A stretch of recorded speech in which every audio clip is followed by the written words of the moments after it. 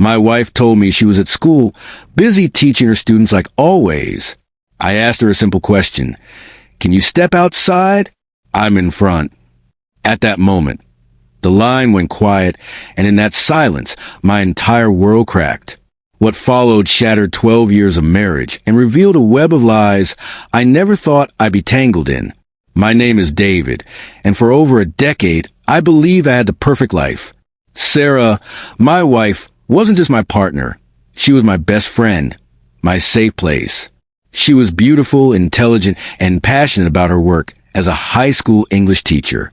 We had our routines, our private jokes, and plans for a family that I thought were just around the corner. I admired her dedication to her students, the long hours she put in, and the way she threw herself into her career. Whenever friends complained about their wives staying late or being too committed to their jobs, I'd proudly defend Sarah. She loves teaching. She's making a difference. But passion, I learned, can sometimes hide something darker. The signs were small at first. Sarah started staying late more often than usual, new after-school programs, extra tutoring sessions. Her phone, once always lying openly on the kitchen counter, suddenly had a password. When I asked about it, she brushed it off with a laugh, saying too many students had her number and she needed privacy. It sounded harmless enough. Then about 3 months ago, she began talking about a new colleague, Jake Anderson, the young, energetic PE teacher. At first, it seemed like normal work chatter. Jake thinks we should combine English and PE for a project. Jake suggested a new way to handle parent conferences. I didn't think twice. Why would I? We'd been together since college. Trust was a foundation of our relationship, but cracks began to form. One evening in October, Sarah said she had a late faculty meeting. Wanting to be supportive, I drove to the school with her favorite coffee, planning to surprise her. The parking lot was nearly empty. I called her, asking which classroom the meeting was in. She said, Jake's room, other side of the building. Yet I could hear traffic and music in the background, sounds no high school meeting would have. When I asked if she was outside, she quickly lied. No, the windows are open. It's stuffy in here. That lie hung heavy in the air.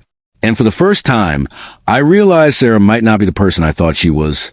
After that night, I started paying closer attention. Suddenly, her excuses didn't line up. Weekend school events that only staff could attend. Meetings that went until 10 or 11 at night. A sudden obsession with fitness and membership at the same gym Jake was known to frequent. Then came the breaking point. 3 weeks ago, she said she was staying late for parent conferences. Out of habit, I called the school's main office to leave her a message. The secretary sounded confused. Parent conferences? Those aren't scheduled until next month, Mr. Thompson. My hands shook as I hung up.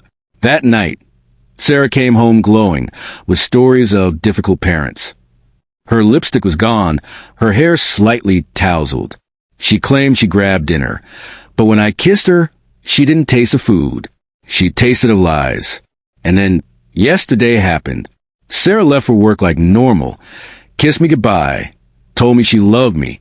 Around midday, she texted me, asterisk working late again. Faculty planning session, asterisk something in me snapped. By 2:30, I drove to her school and parked out front. When I called her, she answered, breathless.